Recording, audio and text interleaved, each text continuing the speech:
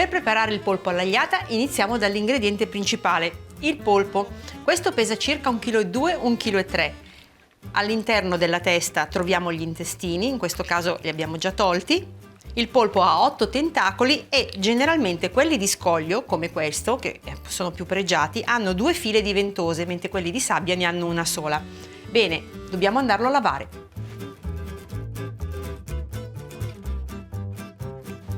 Allora, prima cosa da fare, togliere il dente. Con un coltellino affilato, piccolino, ci giro intorno, in questo modo. Poi vado dalla parte opposta, quindi sotto, e lo spingo verso l'alto. Vedete? Sta uscendo. Ed eccolo qua, il nostro dente. Altra cosa da fare, visto che l'intestino non c'è più, di solito appunto è nella testa, bisogna togliere gli occhi. E facciamo semplicemente in questo modo. Tagliamo prima così, un po' a V, e li abbiamo tolti tutti e due insieme. Perfetto! Abbiamo finito di pulire il polpo, adesso possiamo passare alla cottura.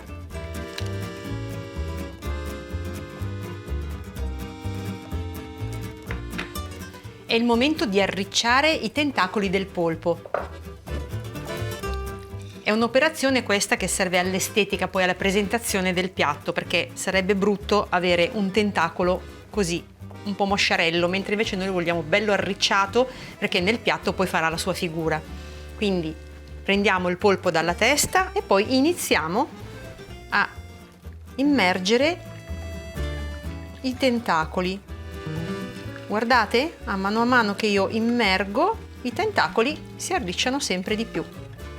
Ci fermeremo quando i tentacoli saranno arricciati in modo giusto.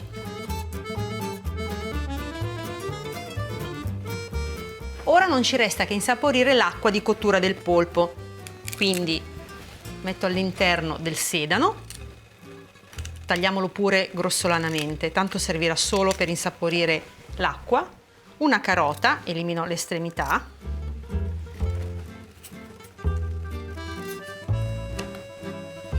qualche foglia di alloro e poi in ultimo una cipolla chiodata. Cosa significa? Significa che la chioderemo innanzitutto con i chiodi di garofano che andrò a conficcare nella sua polpa. Questa operazione servirà a non fare disperdere i chiodi di garofano nel brodo. Ci siamo! Pronta! Aggiungo la cipolla e aggiungo il polpo. Meglio se rimane sommerso. Alla ripresa del bollore dovremo contare un'ora.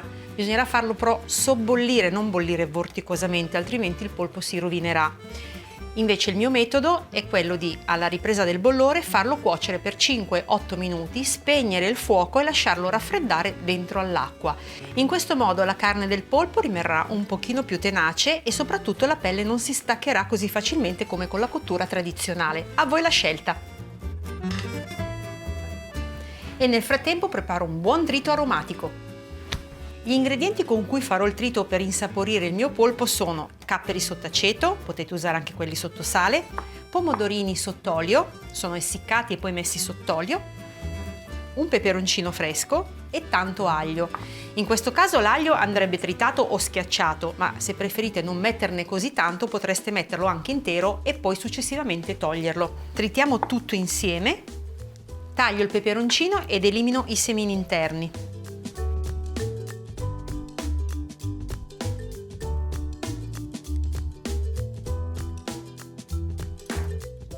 Ora sbucciamo l'aglio e se proprio vogliamo fare un lavoro di fino, dividiamo in due l'aglio ed eliminiamo l'anima centrale.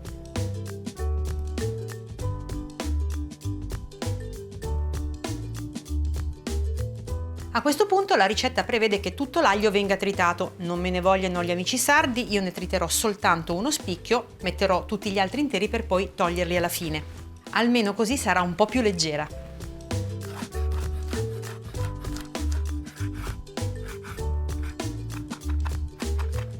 Trito tutto insieme.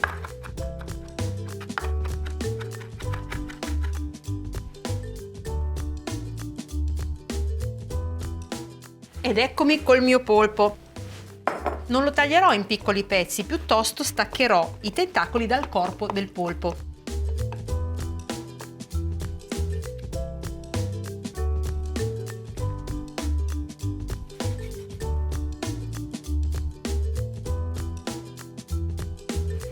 Rimettiamo il polpo in ciotola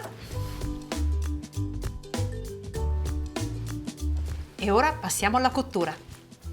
In un comodo tegame aggiungiamo dell'olio extravergine di oliva.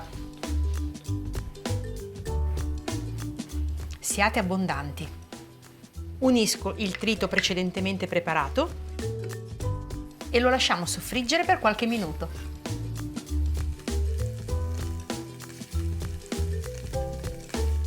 Aggiungo il polpo.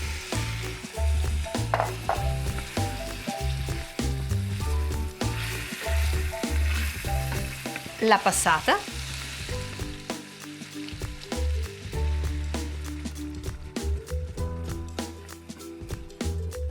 E in ultimo aggiungo anche lo zucchero e l'aceto.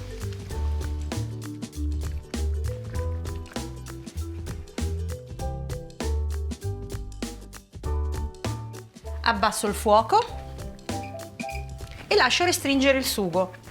Il paraschizzi ci servirà a preservare la nostra cucina. Mi raccomando, mescolate ogni tanto. Il polpo è pronto, il sugo si è ristretto, quindi aggiusto di sale. Una mescolata e siamo pronti per servire il nostro polpo all'agliata.